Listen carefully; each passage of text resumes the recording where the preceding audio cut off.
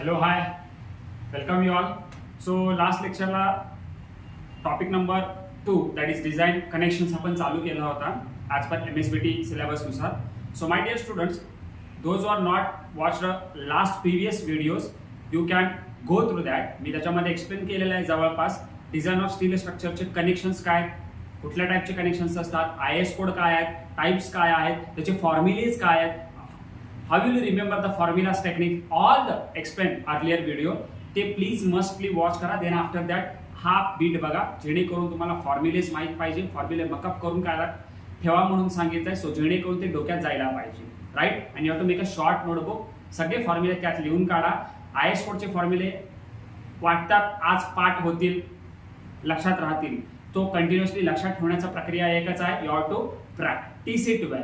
Okay, so IS कोडचे clauses लवकर लक्षात राहत नाही. So that's why you have to maintain the notebook and revise the well, right. Confusion फार होतं, थोडेसे मोठे मोठे फॉर्म्युलेज आहेत त्यामुळे कन्फ्युजन होणार. Okay, so my dear students, see we are going to last lecture आपण इथपर्यंत बघितलं होतं. तुम्हाला म्हणला होता लास्ट लेक्चरला हे नोट डाऊन करून या स्टेप्स. हे स्टँडर्ड स्टेप्स आहेत. सगळे स्टेप्स आपण फिलअप करणार आहोत after the finishing this design of steel structure. Okay, आणि रिव्हिजन तेवढंच करणार आहे आपण. ओके, सो त्यामुळे हे सगळे स्टेप्स तुम्ही मकअप करून ठेवायचं आहे, राईट. चला तर लक्ष द्या. स्टेप्स अतिशय महत्त्वाचं असणार आहे. डिझाइन मध्ये स्टेप्सला मार्क असणार आहे, त्या पद्धतीने आपण सोल्युशन पण निघणार आहे. ठीक आहे, 100% खात्री मी सांगतो. DSR 70 आउट ऑफ 70 घेण्याचा ताकद मी तुम्हाला देतो, राईट. अबाव 60 70 टार्गेट तुम्हाला जे पाहिजे त्या पद्धतीने ठेवा. माझे सारखे काही मित्रमंडळी असतील, सर मला फक्त पास आहे, त्यांच्यासाठी पण कन्सेप्ट रेडी आहे. ओके, सो त्या पण तुम्हाला पासिंग पण मी करून देतो. सो लक्ष नीट द्या.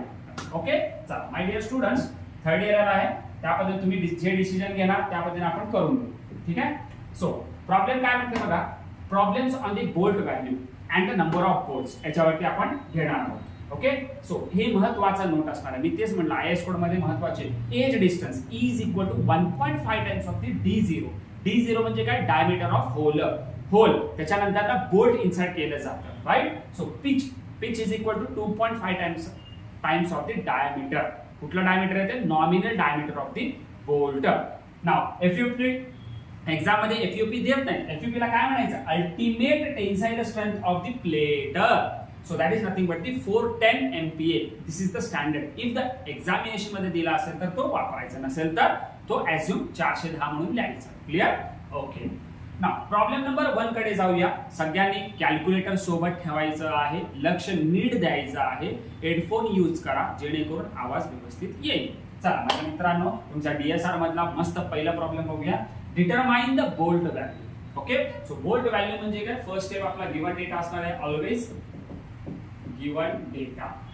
ठीक आहे, आपण गिवन डेटाकडे फोकस करू. सो फर्स्ट स्टेप, ठीक आहे. सो कलर थोडं चेंज करू आपण, म्हणजे थोडंसं तुम्हाला व्यवस्थित दिसेल असे करूया. चला तर they are saying to you determine the bolt value of 20 mm diameter. so 20 mm diameter म्हणजे कोण, नॉमिनल डायमीटर 20 mm दिलेला आहे. सो 20 mm diameter पहिल्यांदा गिवन डेटा लिहू, त्या पद्धतीने पुढे जाऊ. Diameter bolt connecting 10 mm plate. So 10 mm म्हणजे थिकनेस झाला. In a single shear and double shear, they are going to ask the bolt value in single shear. बघा question determine bolt value म्हणले कोणासाठी, single shear and double shear. Please underline these word, single shear and double shear. Okay, bolt value विचारलेला आहे first single shear साठी and double shear साठी. Okay, so त्याच्यानंतर ना grades they are given to you.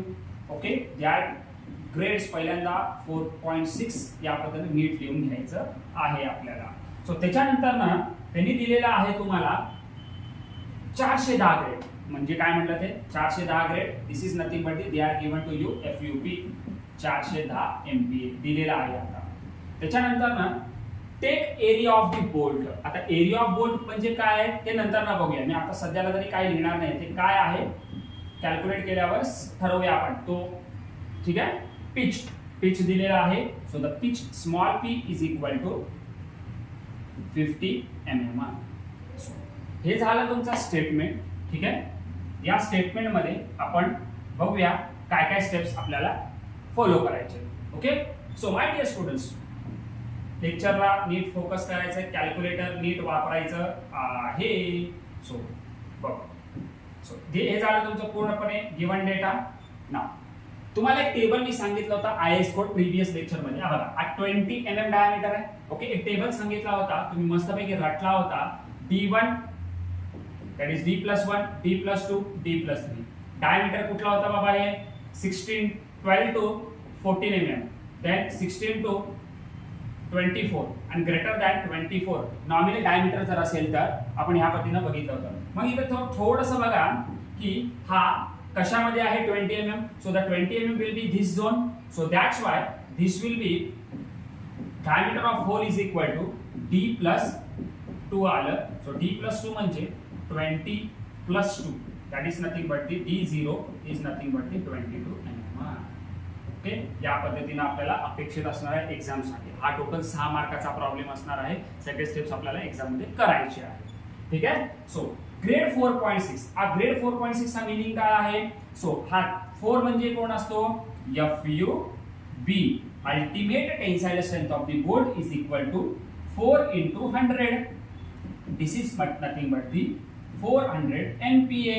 Okay, त्याच्यानंतर ना FY म्हणजे कोण? Yield stress. Yield stress is equal to 0.6 into 400, 240 MPa. हा कुठंतरी सांगितला होता मागच्या लेक्चर, त्यामुळेच म्हणलं मागच्या लेक्चरच्या व्हिडिओमध्ये सगळं कव्हर केलेलं आहे, कसं आलं काय नाही. ओके, सो ह्या पद्धतीनं हा व्हॅल्यूज आपण काढलेला आहे. सो त्याच्यानंतर ना बघूया पुढं. सो हा तर तुम्हाला गिवन डेटा दिलेला आहे. नाव आता याच्या पुढे बघूया काय काढायचं आपल्याला. इथपर्यंत झालो. So we have to apply our formula, that is the first given data झालं. Second step that is the shear strength of bolt. जेव्हा जेव्हा आपण काढतो, हे पहिल्यांदा काढताना आपण सिंगल शियर साठी काढतो. कशासाठी काढतो राजा? सिंगल शियर साठी. मी काय म्हटलं, मी SS ऑफ बोल्ट म्हणून यूज करणार. तुम्ही VNSB हा यूज केलं तरी चालेल. IS कोडचा नोटेशन आहे, मार्क काही कापलं जाणार नाही. तुम्ही डायरेक्टली SS ऑफ बोल्ट किती म्हणून लक्षात ठेवणार नोटेशन्स. त्यामुळे नोटेशनच्या ऐवजी SS ऑफ बोल्टला this will be simple. So SS of बोल्टचा फॉर्म्युला काय?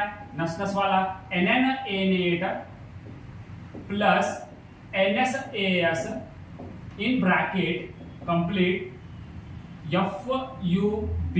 Okay, FUB divided by √3 into 1.25. हा ट्रिक सांगितला होता. जेव्हा FU येते डिवाइडेड बाय 1.25, जेव्हा SS of bolt that is shearing साठी √3 लिहिलं जातं. सो याच्यामध्ये आपण बघूया की NN काय असतो. NN is equal to number of shear planes म्हणला होता. आता इथे single shear, whenever there is a single shear that is NN is equal to 1. Double shear मध्ये NN is equal to 2. So NN is equal to 1 येणार. Okay, त्याच्यानंतर A-net कसं काढलं जातं? A-net is equal to 0.78 times of the AS काढलं जातं. So how will you calculate the AS? AS is equal to pi by 4 D square. हा D कुठला आहे? इथं मुलं मिस्टेक करतात. D is equal to nominal diameter of the bolt into 20 चा square. तुम्ही जर कॅल्क्युलेटर मध्ये कॅल्क्युलेट केला तर it will be very simple. So that is 314.15 एवढंसं येईल तुमचा आन्सर. ठीक आहे, कॅल्क्युलेटर मध्ये यूज करा. So then after that you have to put this A-net into the A-net. सो A-net is equal to 0.78 times of this value AS. If you are going to put, this is nothing but the 245 mm square. Point something काहीतरी येणार, मी या पद्धतीने लिहिलं तरी चालेल. आता माझ्या मित्रांनो 245 तुम्हाला एक्झाम मध्ये दिला होता बघा इथं 245. So this is nothing but the A-net. Clear होतो सगळ्यांना? सो A-net दिलेला आहे, त्यामुळे पहिल्यांदा तुम्ही काढून घ्या, त्याच्यानंतर बघूया आपण काय दिलेलं आहे त्यांनी. ठीक आहे. So all the values we have to going to put in this particular equation. NS काय येतं? NS is equal to 0 in the particular the single shear case. Right. So त्या पद्धतीने आपल्याला व्हॅल्यू लिहायची आहेत राजांनो. सो AS म्हणजे त्यामुळे terminology काय झालं? Put all values in above equation. So above equation मध्ये सगळे व्हॅल्यू ठेवूया, बघूया काय होतं. सो बघा, SS of bolt is equal to SS of bolt equal to NN किती आहे राजा?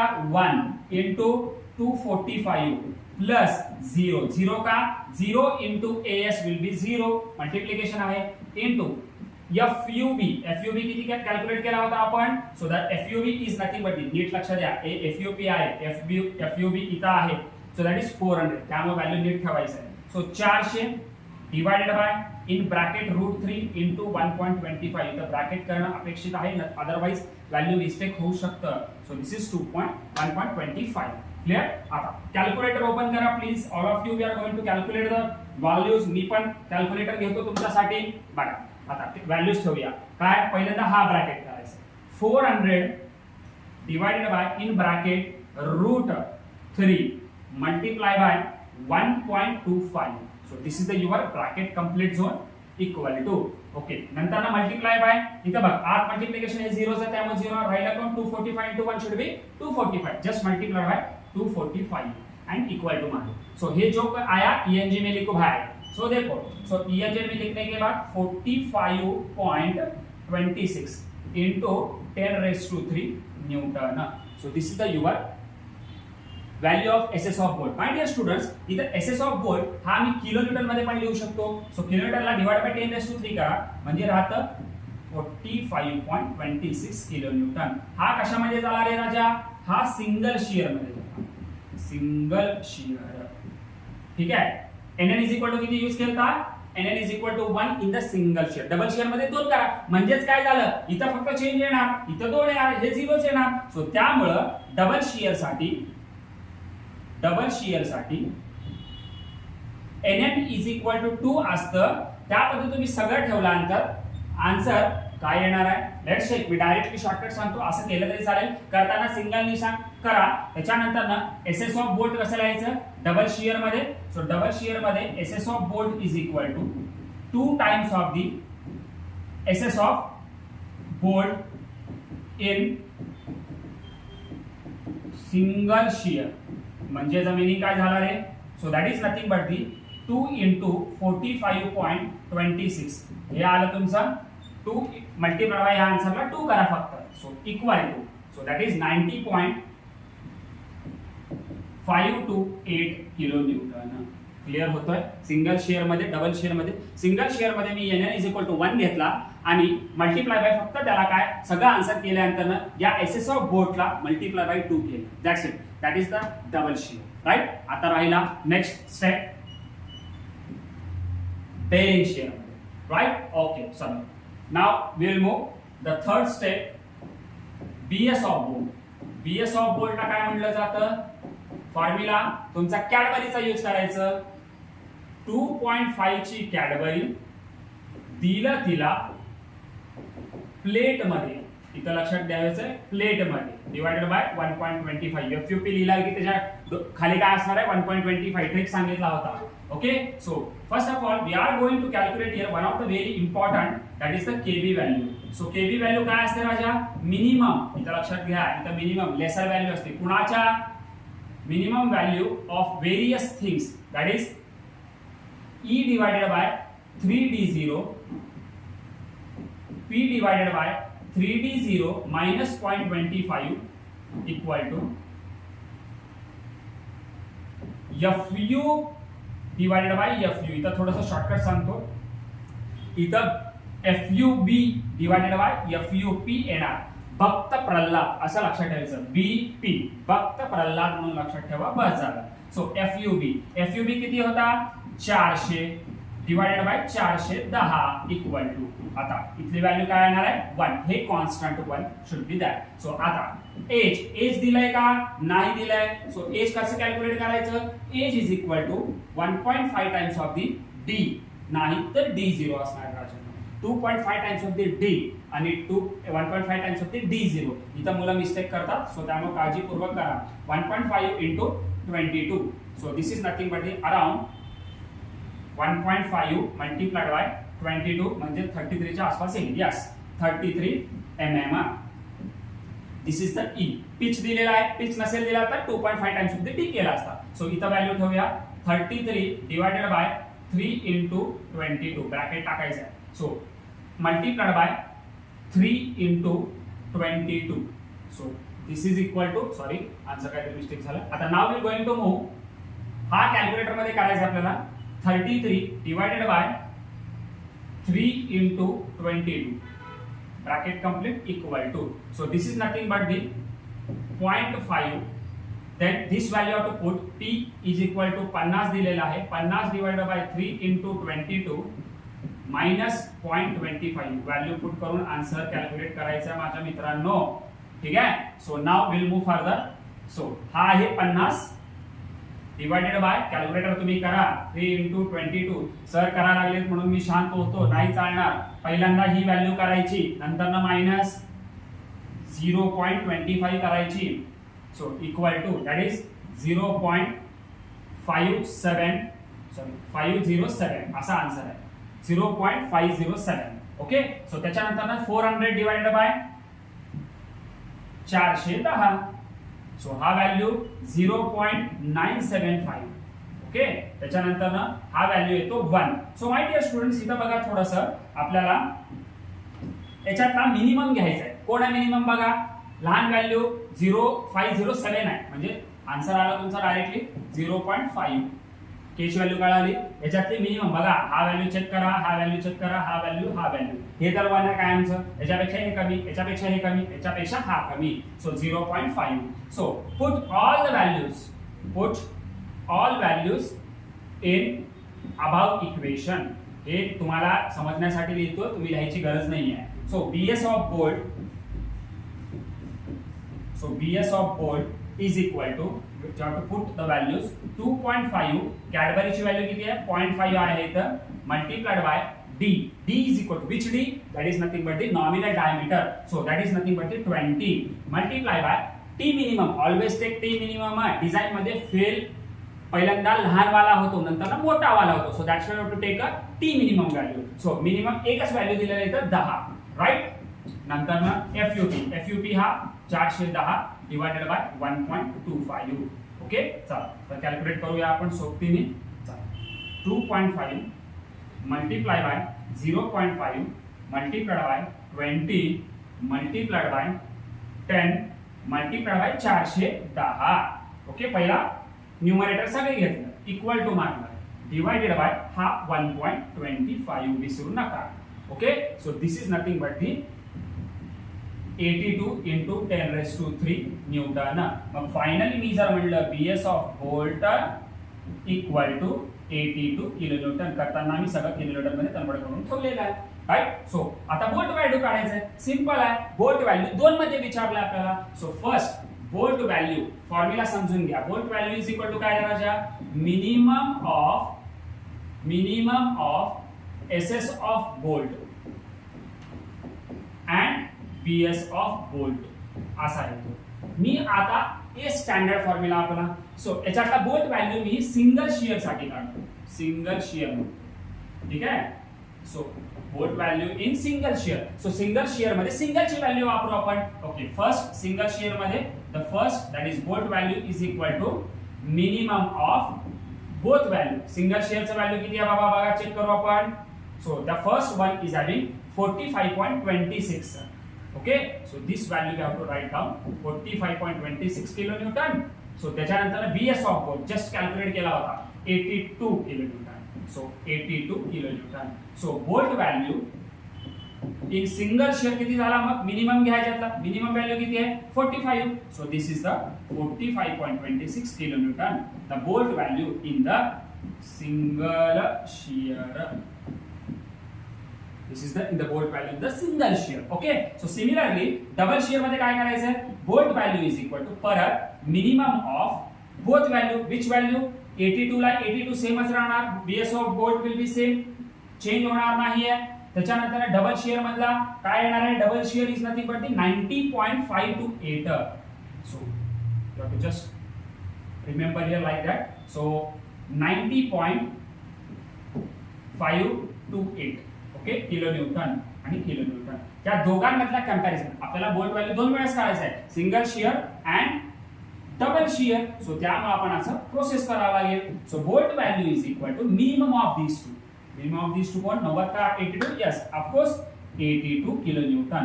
हा कशात आहे bolt value in double shear. So so एकात आपण 2 प्रॉब्लेम बघितलेले आहे. सिंगल शेअर डबल शेअर आलं तर कसं कॅल्क्युलेट, एकदा एक्झाम मध्ये डायरेक्ट डबल शेअर म्हणते, एकदा एक्झाम मध्ये सिंगल शेअर म्हणते. ओके, आय होप हा प्रॉब्लेम तुम्हाला कळालं. ह्याला प्रॅक्टिस करावं लागतं माझ्या मित्रांनो. सगळे व्हॅल्यू लक्षात ठेवणं महत्त्वाची आहे. Each and every IAS code values you must be remember in the examination. Okay, I hope तुम्हाला कळालं असेल.